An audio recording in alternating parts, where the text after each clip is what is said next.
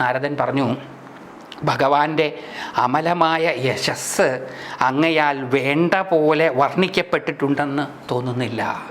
അങ്ങ് ആ ഭഗവാന്റെ അനുഭവത്തെക്കുറിച്ച് വേണ്ടതുപോലെ പറഞ്ഞിട്ടില്ല. അങ്ങ് പല കാര്യങ്ങളും പറഞ്ഞു. ഭഗവാനെ അറിയാനുള്ള വഴികൾ പറഞ്ഞു, ഭഗവാനെ കുറിച്ചു പറഞ്ഞു, പല പല കാര്യങ്ങൾ അങ്ങ് പറഞ്ഞു. പക്ഷേ ഭഗവാനെക്കുറിച്ച് അങ്ങ് വേണ്ടതുപോലെ വർണ്ണിക്കപ്പെട്ടിട്ടില്ല. ഈ വർണ്ണന എപ്പോഴാണ് വരിക?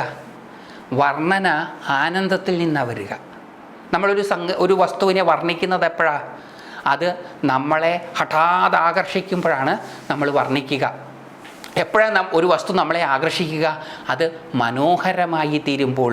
മനോഹരമായതിനാൽ ആകൃഷ്ടരായവർ അതിനെ വർണ്ണിക്കും. അപ്പോൾ അതുപോലെ അങ്ങ് ഭഗവാനെ വർണ്ണിച്ചിട്ടില്ല. അതുകൊണ്ട് എന്താ? അങ്ങയുടെ ആനന്ദം നിറഞ്ഞ് കവിഞ്ഞൊഴുകിയിട്ടില്ല. അങ്ങ് ആനന്ദം അനുഭവിച്ചിട്ടുണ്ട്, പരമപദത്തെ അറിഞ്ഞാൽ ആനന്ദം അനുഭവിച്ചിട്ടുണ്ട്. പക്ഷേ അതങ്ങനെ നിറഞ്ഞ് കവിഞ്ഞ് തുളുമ്പണം. അപ്പോഴേ അത് പൂർണ്ണമാവുകയുള്ളൂ. ഭഗവാന്റെ അമലമായ യശസ് അങ്ങയാൽ വേണ്ട പോലെ വർണ്ണിക്കപ്പെട്ടിട്ടുണ്ടെന്ന് തോന്നുന്നില്ല. യാതൊന്നുകൊണ്ട് ആ ഭഗവാൻ സന്തുഷ്ടനായി തീരുന്നില്ല. അങ്ങനെയുള്ള ജ്ഞാനത്തെ ഞാൻ അപര്യാപ്തമായി കാണുന്നു. അങ്ങ് അറിവിൻ്റെ പല വഴികളും പറഞ്ഞു, അതൊക്കെ സൂപ്പർ, വളരെ നല്ലത്. അതിനെ കവച്ചു വയ്ക്കാൻ വേറൊരാളും ഒന്നും ചെയ്തിട്ടില്ല. മഹാഭാരതാന്തർഗതമായ ഗീതയേക്കാൾ മനോഹരമായ ഒരു താത്വിക ഗ്രന്ഥം ഇതുവരെ ആരും രചിച്ചിട്ടില്ല. അതേപോലെ തന്നെ ഭാരതത്തിലുള്ള ഒരു ഗീത മാത്രമല്ല ഭാരതത്തിലുള്ളത്, ഭാരതത്തിൽ പല ഗീതകളുണ്ട്. അതെല്ലാം ശ്രേഷ്ഠമായതും ആണ്.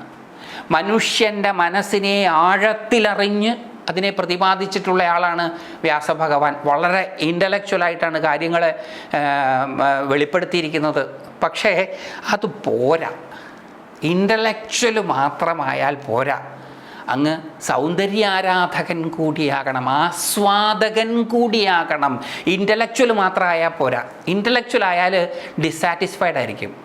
നേരെ മറിച്ചിട്ട് ഈസ്തറ്റിക് സെൻസും കൂടി ഉണ്ടെങ്കിലോ അങ്ങേക്ക് സന്തോഷം ഉണ്ടാവും, അങ്ങേക്ക് ആ ആസ്വാദനവും കൂടി ഉണ്ടാവണം. അപ്പോൾ ആസ്വാദനത്തിൻ്റെ ഭാഗമാണ് വർണ്ണന. അങ്ങ് അത് വേണ്ടതുപോലെ വർണ്ണിച്ചിട്ടില്ല. അങ്ങയുടെ മുമ്പിലിരിക്കുന്ന ആഹാരത്തെക്കുറിച്ച് അങ്ങ് വളരെ കൃത്യമായി പ്രതിപാദിച്ചിട്ടുണ്ട്. പക്ഷെ അതുപോരാ. അത് കഴിച്ചിട്ട് നാവിനുണ്ടാകുന്ന ആ രസം അങ്ങ് വർണ്ണിക്കണം. അത് വർണ്ണിക്കുമ്പോഴാണ് ഒരു തൃപ്തി ഉണ്ടാകും. ഊണൊക്കെ കഴിച്ച് കഴിഞ്ഞിട്ട് തൃപ്തി ഉണ്ടാകണമെന്നുണ്ടെങ്കിൽ 1-2 പേരോട് ഗംഭീരമായി എന്ന് പറയാൻ സാധിക്കണം. അല്ലേ ഒരു വിമിഷ്ട? ഒരു ഹോട്ടലിൽ കയറി, ഒറ്റയ്ക്കാണ് കയറിയ, നല്ല ഗംഭീരം ആഹാരം, വേറെ ആരോടും പറയാൻ പറ്റിയില്ലെങ്കിൽ കാശ് കൊടുക്കുമ്പോൾ കൗണ്ടറിലിരിക്കുന്ന മാനേജറോടെങ്കിലും പറയും ഗംഭീരമായിട്ടോ എന്ന്. അത് ഷെയർ ചെയ്താലേ അതിൻ്റെ ഒരു ഗാംഭീര്യത ഉണ്ടാകുള്ളൂ. അത് വർണ്ണിക്കണം. അതൊന്ന് ആസ്വദിച്ചത് ഒന്ന് വർണ്ണിക്കുമ്പോഴാണ് അത് പൂർണ്ണമാവുക. അപ്പം അങ്ങ് വളരെ കൃത്യമായിട്ട് കാര്യങ്ങൾ പറഞ്ഞു, അതിനൊന്നും സംശയമൊന്നുമില്ല. പക്ഷെ അത് പോരാ. അതായത് ഇൻ്റലക്ച്വൽ സെൻസ് മാത്രം പോരാ, ഈസ്തറ്റിക് സെൻസും കൂടി വേണം. അപ്പോഴാണ് പൂർണ്ണത ഉണ്ടാവുക. ബുദ്ധി മാത്രം പോരാ, മനസ്സും കൂടി ചേരണം എന്നർത്ഥം. അപ്പോൾ ഈ രണ്ടും കൂടി ചേരുമ്പോഴാണ് പൂർണ്ണത ഉണ്ടാവുക. അല്ലയോ മുനിശ്രേഷ്ഠ, അങ്ങ് ധർമാദികളും പുരുഷാർത്ഥങ്ങളും അവയ്ക്കുള്ള ഉപാധികളും ഏതുവിധം പ്രാധാന്യേന വർണ്ണിച്ചിട്ടുണ്ടോ അതേവിധം വാസുദേവനായ ഭഗവാന്റെ മഹിമ വർണ്ണിച്ചിട്ടില്ല. ഭാഗവതത്തിലൊക്കെ അങ്ങ് ഗംഭീരമായിട്ടുള്ള കാര്യങ്ങൾ പറഞ്ഞു. പക്ഷെ അങ്ങ് വാസുദേവൻ്റെ മഹിമ, ആരായി വാസുദേവൻ? ഏതൊരു ദേവനാണോ എല്ലാത്തിലും വ്യാപിച്ച് കിടക്കുന്നത്, ഏതൊരു ദേവനിലാണോ എല്ലാം സ്ഥിതി ചെയ്യുന്നത്, ആ ദേവൻ വാസുദേവൻ. എല്ലാത്തിലും വ്യാപിച്ച് കിടക്കുന്നവൻ, എല്ലാം തന്നിൽ വ്യാപിച്ചു നിൽക്കുന്നവൻ, ആ ആളാണ് വാസുദേവൻ. ആ വാസുദേവൻ്റെ മഹിമ വേണ്ടതുപോലെ വർണ്ണിച്ചിട്ടില്ല.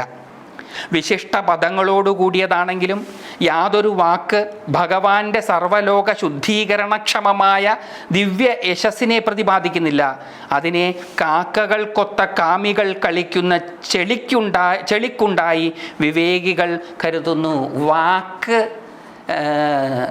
ആസ്വാദ്യകരമാകണമെന്നുണ്ടെങ്കിൽ അത് അനുഭൂതിയുടെ വർണ്ണന നടത്തണം. അല്ലെങ്കിൽ ആ വാക്കുകൊണ്ട് വലിയ കാര്യമൊന്നുമില്ല. വിശിഷ്ട പദങ്ങളോട് ചിലതൊക്കെ വളരെ ഗംഭീര പദാവലികളൊക്കെ ആയിരിക്കും. പക്ഷെ അത് പരമമായതിനെ പ്രതിപാദിക്കുവാൻ ഉപയോഗിക്കുന്നത് അല്ല എങ്കിൽ കാക്കകൾ കൊത്ത കാമികൾ കളിക്കുന്ന ചെളിക്കുണ്ടായി വിവേകികൾ കരുതുന്നു. കാക്കകൾക്കൊത്ത കാമികൾ, സ്വാർത്ഥതയോടുകൂടി ആസക്തിയോടുകൂടി പ്രവർത്തിക്കുന്നവർ കളിക്കുന്ന ചെളിക്കുണ്ടായിട്ടാണ് അതിനെ വിവേകമുള്ളവർ കരുതുന്നത്. അപ്പോൾ വാക്ക് ശ്രേഷ്ഠമാകണമെന്നുണ്ടെങ്കിൽ അത് എന്ത് വേണം? ഭഗവാനെക്കുറിച്ച് വർണ്ണിക്കണം. ആ ഭഗവാനെക്കുറിച്ച് വർണ്ണിക്കണമെന്നുണ്ടെങ്കിൽ അതിനെ അനുഭവിക്കണം. അനുഭവിക്കാത്തൊരു കാര്യത്തെക്കുറിച്ച് എന്ത് വർണ്ണിക്കാനാണ്? അപ്പോൾ അനുഭൂതിയുടെ വർണ്ണനയായിരിക്കണം വാക്കുകൾ. അനുഭവിച്ചതിനെ വർണ്ണിക്കണം. അപ്പോഴാണ് തൃപ്തി വരിക. നമ്മൾ കഴിച്ച ആഹാരത്തെ പറ്റിയിട്ട് വർണ്ണിക്കുമ്പോഴാണ് നമുക്കൊരു തൃപ്തി വരിക. നമ്മൾ കണ്ട സ്ഥലത്തെ പറ്റിയിട്ട് കാണാത്തൊരാളോട് അല്ലെങ്കിൽ കണ്ട ഒരാളോട് തന്നെ വർണ്ണിക്കുമ്പോഴാണ് നമുക്ക് ആ സ്ഥലത്ത് പോയി കണ്ട അനുഭവം പൂർണ്ണതയിലേക്ക് എത്തുക. നമ്മൾ എന്ത് അനുഭവിച്ചാലും അത് പൂർണ്ണതയിലേക്ക് എത്തണമെന്നുണ്ടെങ്കിൽ അത് വർണ്ണിക്കണം. എന്ന് പറഞ്ഞാൽ 4-5 പേരോടെങ്കിലും അത് പറയണം. താൻ കണ്ട് അനുഭവിച്ചത് തൻ്റെ കൂടെയുള്ളവർക്കും പങ്കുവയ്ക്കാനായി അതിനെ വെളിപ്പെടുത്തണം. തൻ്റെ കൂടെയുള്ളവർക്ക് താൻ അനുഭവിച്ച ആ അനുഭവം ഉണ്ടാകണമെന്നുണ്ടെങ്കിൽ എന്ത് വേണം? വർണ്ണന ഉണർത്തുന്ന ജിജ്ഞാസ വേണം. ഒരു ഹോട്ടലിൽ പോയി നല്ല ആഹാരം കഴിച്ചു, നമ്മൾ സുഹൃത്തുക്കളോട് പറയണം ആ വഴിക്ക് പോവുകയാണെങ്കിൽ ഒന്ന് കഴിക്കണം കേട്ടോ, നല്ല ഗംഭീരം ബിരിയാണിയാണ്. പിന്നെ ആ ബിരിയാണിയെ പറ്റിയിട്ടൊരു വർണ്ണനയാണ്. ആ വർണ്ണന കേട്ട് കഴിഞ്ഞാൽ പിന്നെ കൂട്ടുകാർ ആ വഴിക്ക് പോവുകയാണെങ്കിൽ ആവശ്യമില്ലെങ്കിലും ആ ഹോട്ടലിൽ കയറി ആഹാരം കഴിക്കും. എന്നിട്ട് തിരിച്ചു വന്നിട്ട് പറയും ഗംഭീരമായിട്ടോ നീ പറഞ്ഞത് ശരിയാ. എന്നിട്ട് 4 പേരോട് പറയും. 4 പേരോട് എന്തിനാ ഈ പറയണത്? ഞാൻ എന്ന് പറയുന്നത് ഇത് മുഴുവനുമാണ്, എനിക്ക് ഒറ്റയ്ക്കൊന്നുമില്ല, എല്ലാവരും അറിയണം. അപ്പം നമ്മൾ അനുഭവിച്ച ആനന്ദം പകർന്നു കൊടുക്കുമ്പോഴാണ് അത് പൂർണ്ണമാവുക. പകർന്നു കൊടുക്കുക വർണ്ണനയിലാണ്. അല്ലയോ വാസുദേവനായ ചെളിക്കുണ്ടായി വിവേകികൾ കരുതുന്നു. തെറ്റുകൾ ധാരാളമുണ്ടെങ്കിലും യാതൊരു വാക്കിൽ ശ്ലോകം തോറും ഭഗവാന്റെ ദിവ്യ യശസ് വ്യക്തമാക്കുന്നു. വിശിഷ്ടനാമങ്ങളുള്ള പക്ഷം ആ വാക്പ്രയോഗം സകലരുടെയും പാപങ്ങൾ നശിപ്പിക്കുന്നു. തെറ്റുകൾ ധാരാളമുണ്ടെങ്കിലും ഗ്രാമാറ്റിക്കലി കറക്റ്റായിരിക്കണം എന്നൊന്നുമില്ല ഈ വർണ്ണന. അനുഭവത്തെ വർണ്ണിക്കുമ്പോൾ അത് വ്യാകരണബദ്ധമാകണമെന്നൊന്നുമില്ല. ആ വർണ്ണന കേട്ടാൽ കേൾക്കുന്നവന് മനസ്സിലാകും.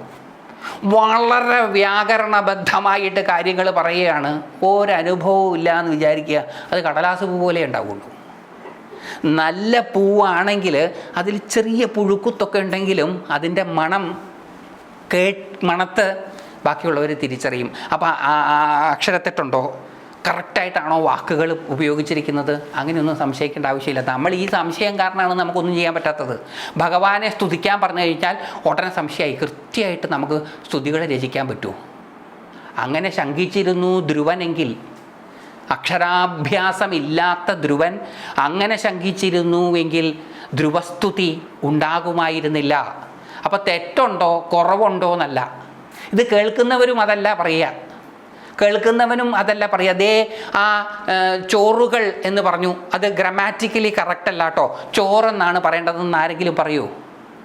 അപ്പം അനുഭവത്തെ എക്സ്പ്രസ് ചെയ്യുന്ന സമയത്ത്, ആസ്വദിച്ച് വർണ്ണിക്കുന്ന സമയത്ത് അക്ഷരത്തെറ്റുകളും വ്യാകരണവും ഒന്നും ശ്രദ്ധിക്കേണ്ട ആവശ്യമില്ല. തെറ്റുകൾ ധാരാളമുണ്ടെങ്കിലും, അതുകൊണ്ടാണ് ഭഗവാൻ ശ്രീലകത്ത് നിന്ന് മേൽപ്പത്തൂർ നാരായണ ഭട്ടതിരിപ്പാടിനോട് മൊഴിഞ്ഞത് പട്ടേരിയുടെ വിഭക്തിയേക്കാൾ പൂന്താനത്തിൻ്റെ ഭക്തിയാണ് എനിക്കിഷ്ടം. പൂന്താനം വിഷ്ണു സഹസ്രനാമം ചൊല്ലിയപ്പം അമരപ്രഭു എന്ന് ചൊല്ലട്ടതിന് പകരം മരപ്രഭു എന്ന് ചൊല്ലി. അത് കേട്ട് തൊട്ടപ്പുറത്ത് പട്ടേരി ഉണ്ടായിരുന്നു, മേൽപ്പത്തൂർ നാരായണ ഭട്ടതിരി, നാരായണം രചിച്ച മഹാപണ്ഡിതൻ. അദ്ദേഹം വ്യാകരണ ഗ്രന്ഥങ്ങളും എഴുതിയിട്ടുണ്ട്, അത്ര പണ്ഡിതനാണ് അദ്ദേഹം. അദ്ദേഹത്തിന് തീരെ അങ്ങോട്ട് ഇഷ്ടപ്പെട്ടില്ല, അമരപ്രഭുവിനെ മരപ്രഭു ആക്കി. അപ്പോൾ അദ്ദേഹം ഇമ്മീഡിയറ്റായിട്ട് പറഞ്ഞു ഹേയ് തെറ്റിയെന്ന്. അപ്പോൾ പൂന്താനം ആകെ അന്തം വിട്ടു. അപ്പോൾ അദ്ദേഹം ചോദിച്ചു, പിന്നെ ആരാ ഈ മരപ്രഭു? ഇപ്പോൾ ശ്രീലകത്ത് നിന്ന് വെളിപാടുണ്ടായി എന്നാണ് പറയുന്നത്, ഞാൻ തന്നെയാണ് മരപ്രഭു. പട്ടേരിയോട് പറയുകയും ചെയ്തു, പട്ടേരിയുടെ വിഭക്തിയേക്കാൾ എനിക്ക് പൂന്താനത്തിൻ്റെ ഭക്തിയാണിഷ്ടം. ആസ്വദിച്ച് വർണ്ണിക്കുന്ന സമയത്ത് ഗ്രാമറൊന്നും നോക്കുകയില്ല. അങ്ങനെ ഗ്രാമർ നോക്കുന്നയാൾക്കൊന്നും ആസ്വദിക്കാനും സാധിക്കില്ല. അപ്പോൾ ഇവിടെ അത് വളരെ കൃത്യമായിട്ടാണ് പറയുന്നത്. ഭാഗവതത്തിലെ ഓരോ ശ്ലോകവും ലോഡനാണ്, ഒരുപാട് കാര്യങ്ങളാണ് നമുക്ക് വെളിപ്പെടുത്തി തരുന്നത്. തെറ്റുകൾ ധാരാളമുണ്ടെങ്കിലും ചെറുതായിട്ടുണ്ടെങ്കിൽ നല്ല പറഞ്ഞത്. തെറ്റുകൾ ധാരാളമുണ്ടെങ്കിലും ഈ തെറ്റുകളുടെ ഒരു ഉസ്താദാണത്രേ വ്യാസൻ. വ്യാസഭഗവാന്റെ കൃതികളിൽ അപാണനീയമായിട്ടുള്ള പ്രയോഗങ്ങൾ ധാരാളമാണ് എന്നാണ് പറയുന്നത്. അപ്പോൾ ചിലപ്പോൾ സ്വന്തം കൃതികളെ പറ്റി പരാമർശിച്ചിട്ടുമായിരിക്കാം വേദവ്യാസൻ ഇങ്ങനെ പറഞ്ഞിട്ടുണ്ടാവുക. തെറ്റുകൾ ധാരാളമുണ്ടെങ്കിലും യാതൊരു വാക്കിൽ ശ്ലോകം തോറും ഭഗവാന്റെ ദിവ്യ യശസ് വ്യക്തമാക്കുന്നു. വിശിഷ്ട നാമങ്ങളുള്ള പക്ഷം ആ വാക്പ്രയോഗം സകലരുടെയും പാപങ്ങൾ നശിപ്പിക്കുന്നു. അങ്ങനെ അതിനെ ഉത്തമന്മാർ സശ്രദ്ധം കേൾക്കുകയും വർണ്ണിക്കുകയും വക്താവും ശ്രോതാവുമില്ലെങ്കിൽ തന്നെയും സ്വയം സാനന്ദം പാടുകയും ചെയ്യുന്നു. വിശിഷ്ടനാമങ്ങളുള്ള പക്ഷം, അതായത് തെറ്റുകളൊക്കെ ഉണ്ടായിക്കോട്ടെ, അതിൽ ഭഗവാന്റെ നാമം ഉണ്ടാകണം. അപ്പോൾ എന്ത് പറ്റുമെന്ന് വെച്ച് കഴിഞ്ഞാൽ അത് വിശിഷ്ടമായി തീരും. എന്തൊക്കെ അതിന് വേറൊരു കാര്യവും കൂടിയാണ് വ്യാസഭഗവാൻ പറയുന്നത്. എന്തൊക്കെ കുഴപ്പങ്ങൾ നിങ്ങൾക്കുണ്ടെങ്കിലും ഭഗവത് സ്മരണ നിങ്ങൾക്കുണ്ടാവുകയാണ് എങ്കിൽ നിങ്ങളുടെ കുഴപ്പങ്ങൾ ഇല്ലാതെയായി തീർന്നുകൊള്ളും. നിങ്ങൾ ഈ കുഴപ്പങ്ങൾ ഓരോന്നായിട്ട് പരിഹരിക്കാനൊന്നും നിൽക്കണ്ട. അതിനൊന്നും സമയം ഉണ്ടാവില്ല. ആകെ ഇട്ടാവട്ടം ജീവിതമേ ഉള്ളൂ. നേരത്തെ ഞാൻ നീണ്ടു നിവർന്ന് കിടക്കുന്നു എന്ന് പറഞ്ഞത് ആ കോണ്ടെക്സ്റ്റിലാണ്. ആകെ ഇത്രയേ ഉള്ളൂ ജീവിതത്തിൽ. ഇതിലെല്ലാം കറക്റ്റായിട്ട് ഭഗവാനെ സ്മരിക്കാനൊന്നും സമയം ഉണ്ടാവില്ല. നമ്മളൊക്കെ ഒരുപാട് പോരായ്മകളുള്ളവരാണ്. നമുക്കൊക്കെ ഒരുപാട് കുറവുകളുമുണ്ട്. ഈ കുറവുകളൊക്കെ നിരത്തി മിസ്റ്റർ പെർഫെക്റ്റ് ആയിട്ട് അല്ലെങ്കിൽ മിസ് പെർഫെക്റ്റ് ഒക്കെ ആയിട്ട് ചെയ്യാൻ നടക്കുകയല്ല. അപ്പോൾ എന്താ വേണ്ടത്?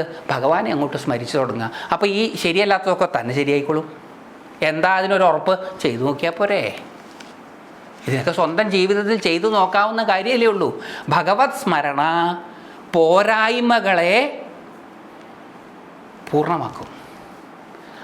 അനാരോഗ്യത്തെ ആരോഗ്യമാക്കി മാറ്റും. അക്കിത്തം പറഞ്ഞു കേട്ടിട്ടുള്ള ഒരു സംഭവമാണ്. അക്കിത്തത്തിന് വല്ലാത്ത രോഗം കൊണ്ടുള്ള ബുദ്ധിമുട്ടുകളുണ്ടായി. വാർദ്ധക്യകാലത്തിലല്ല, അതിനു മുമ്പ്.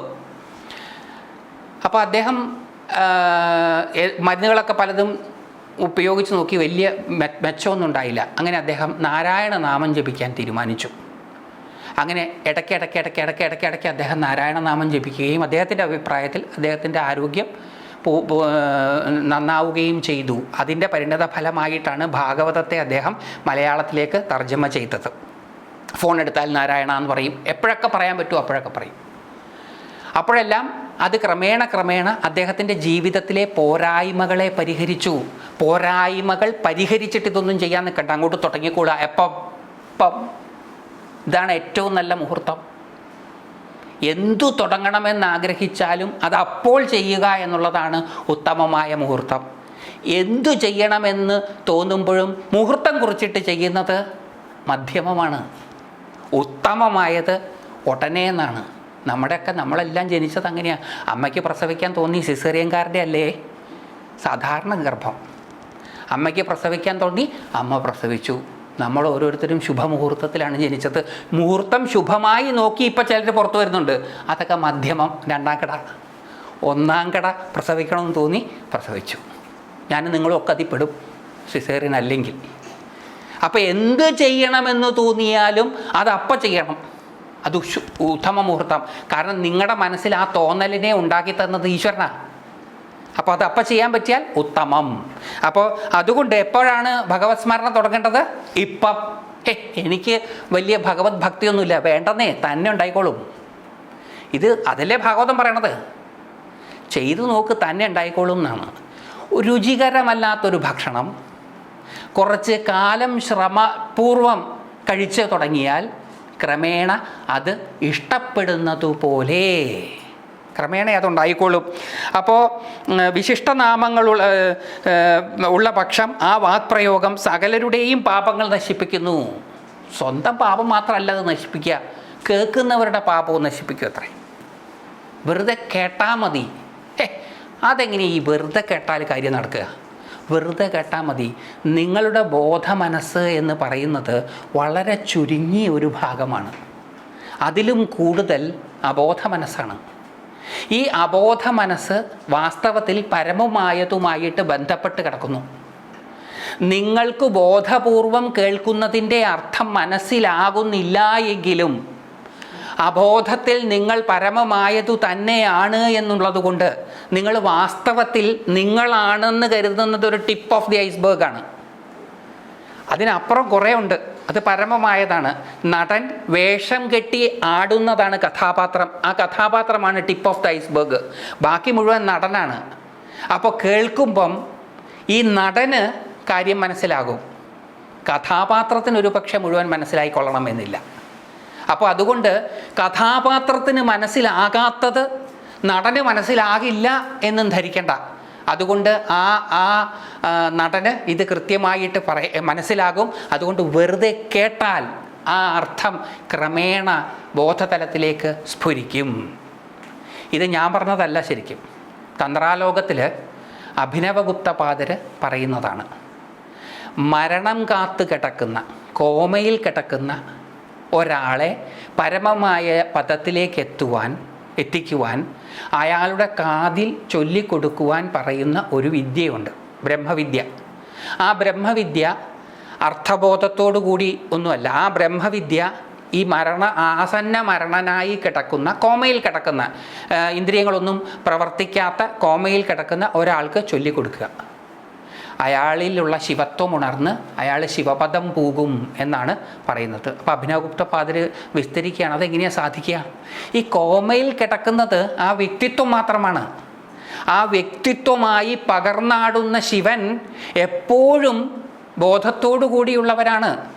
അദ്ദേഹത്തിന് മനസ്സിലാകാത്തതായിട്ട് ഈ ലോകത്തൊന്നുമില്ല. കണ്ണടഞ്ഞു കിടന്നാൽ കാണില്ല, പക്ഷെ കാതടയ്ക്കാൻ ഒരു വഴിയുമില്ല. അപ്പോൾ കാതി കേൾക്കും. അതുകൊണ്ടാണ് കേൾക്കുന്നതിന് വലിയ പ്രാധാന്യം കൽപ്പിച്ചിരിക്കുന്നത്. അങ്ങനെ കേട്ട് അത് അബോധത്തിലാണെങ്കിലും പരമമായത് തന്നെയാണ്. അതിന് എപ്പോഴും ബോധത്തോടു കൂടിയാണ് ഇരിക്കുന്നത്. അതിനത് മനസ്സിലാവുകയും ഈ ജീവൻ ആ വ്യക്തതയിലേക്ക് ഉണരുകയും ചെയ്യും. അപ്പോൾ അതുകൊണ്ടാണ് വെറുതെ കേട്ടാൽ മതി ഗുണമുണ്ടാവും. എന്തൊക്കെ ആവശ്യമില്ലാത്തത് കേൾക്കുന്നു, കുറച്ച് ആവശ്യമുള്ളത് കൂടെ കേട്ട് നോക്ക്, ചിലപ്പോൾ മാറ്റം ഉണ്ടായാലോ. മാറ്റം ഉണ്ടായില്ലേലും വലിയ നഷ്ടമൊന്നുമില്ലല്ലോ. ആ പഴയ കഥയെ പറഞ്ഞതുപോലെ പോയാലൊരു വാക്ക്, കിട്ടിയാലൊരു ആന. പരീക്ഷണാടിസ്ഥാനത്തിലും ചെയ്യാമല്ലോ. ഗുണമുണ്ടെങ്കിൽ തുടർന്നാൽ മതി, അല്ലെങ്കിൽ നിർത്തിക്കോളൂ.